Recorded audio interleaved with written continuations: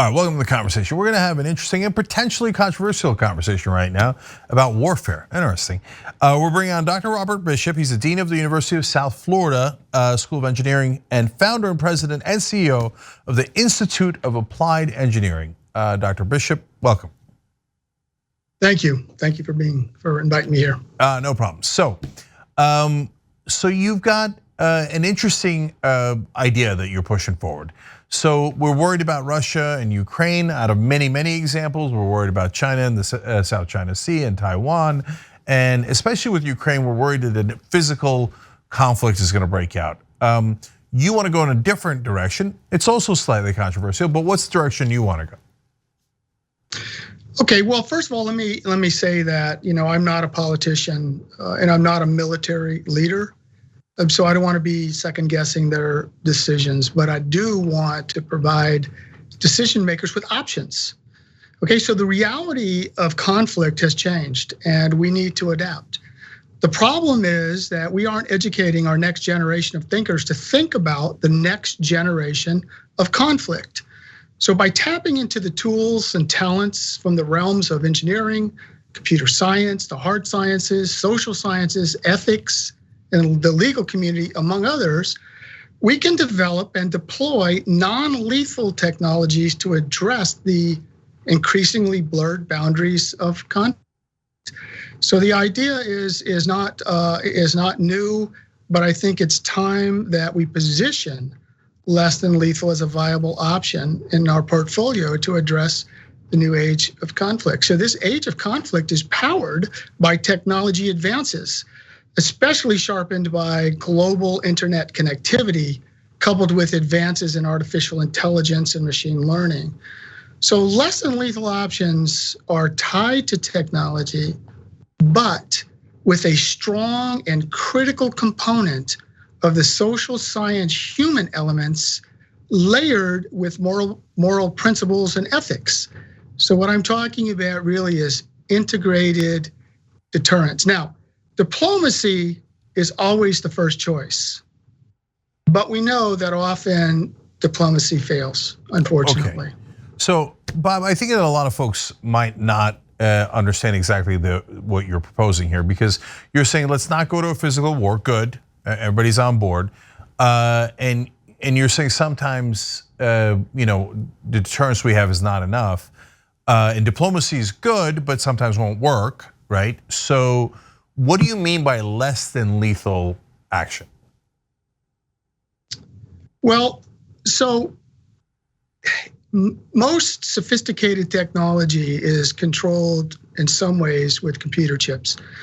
And if there's a chip inside, it likely can be hacked, and we know how to hack. And that's one example of what I mean by less than lethal.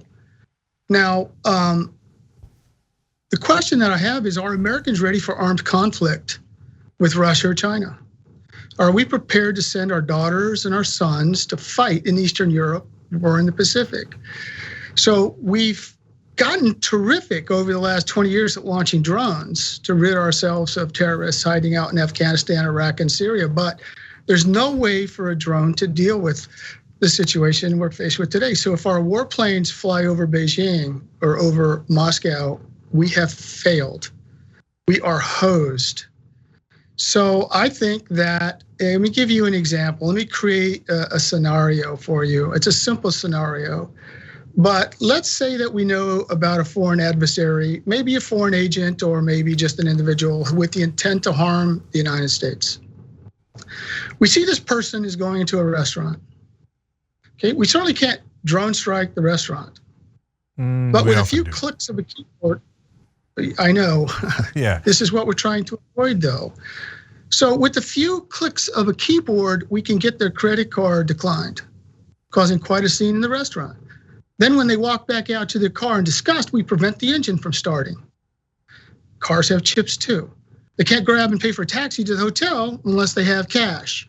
And even if the person does get to the hotel somehow, their hotel reservation has been canceled.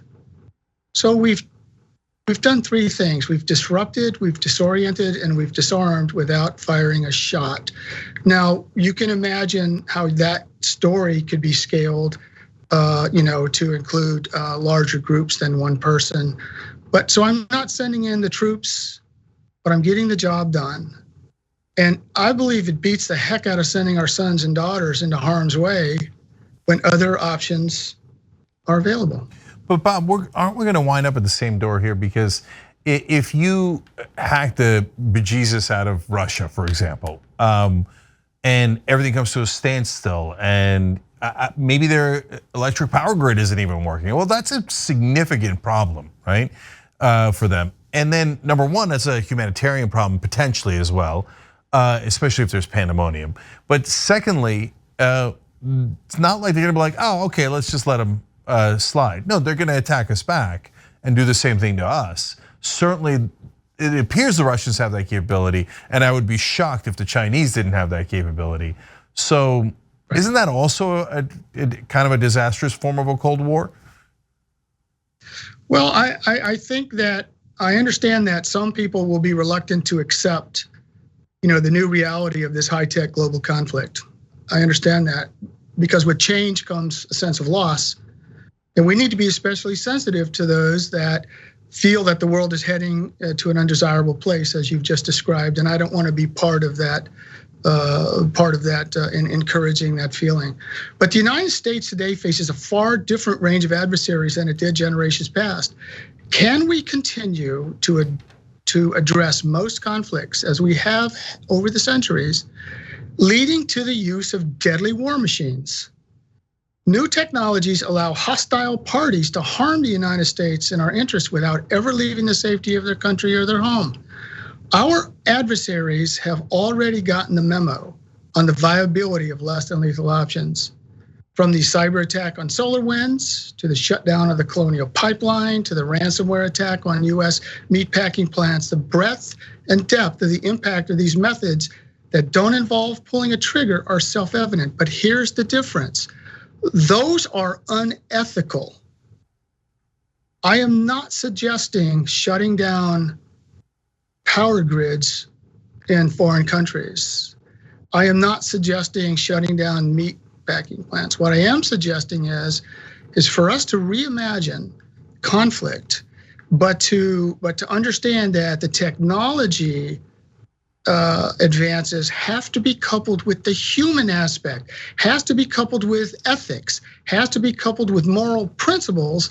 And we are not, in my opinion, we are not considering that in any deep fashion in the way that we're preparing for this new world of conflict. And the stakes of a direct military conflict with nuclear armed countries, as well as those protected under their umbrellas, is so high as to make full-on conflicts largely infeasible. At least I hope so. But I'm worried that the hacking is going to lead to a higher percentage chance than a lower percentage chance.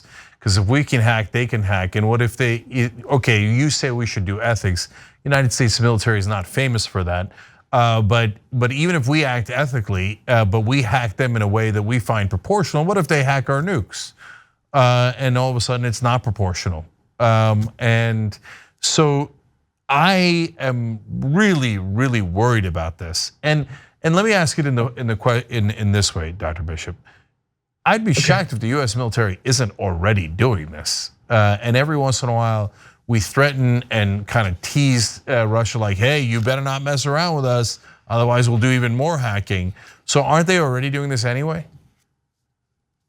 Well, of course, I'm not behind a wire, so I don't know that. I suspect that could be the case. But what I'm suggesting is a reimagination of how we think about conflict.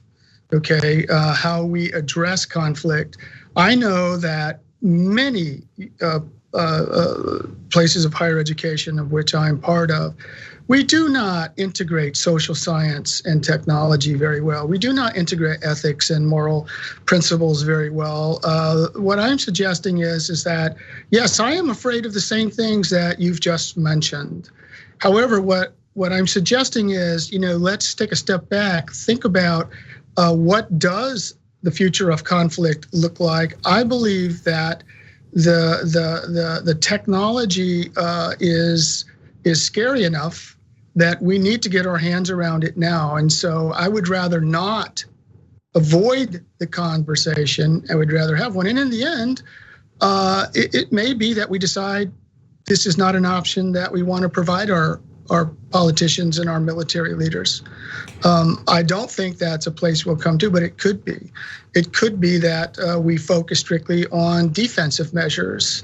But I think all these things are integrated. So what I want to be able to do is to unleash the most powerful weapons in our defense of our country, which is the brilliant minds of our students. And we need to empower them with ethical, less than lethal methods based on our moral principles in dealing with threats to our nation. I don't believe that drone strikes are the only option to protect our sons and our daughters. And when we do that, we've brought home too many of our sons and daughters who are injured, who are worse than injured. And at the same time, we've harmed many non-combatants, children. Okay, so what I would say is that I agree with what you said. It is a situation that may appear controversial. I'm not suggesting that we hack the Russians or the Chinese. I'm suggesting that we take a step back and think about conflict and think about what are the less than lethal options that the United States and American citizens are comfortable with, and that we can use to protect our interest. Because I don't know about you, but I don't want to send any more of our daughters and sons into harm's way if we don't have to. Yeah, I'm worried about unintended consequences that it might lead to that anyway. But Dr. Bishop, whether I want to or not, the hacking wars are already underfoot. Not underfoot, I wish they were, they're afoot. And so I'm sure both sides are working on it feverishly, there's no question about that. In fact, that leads to my last question. How vulnerable do you think we are today? I mean, so like, for example, Democrats were worried the Russians could hack into the voting booths, and then the Republicans turned around and worried that the Venezuelans could hack into the voting booths in 2020, right? And let alone the power grids and all the other things that we've heard. Are we not there yet, or we are there, we just don't know it, and we haven't gone to a hacking war yet?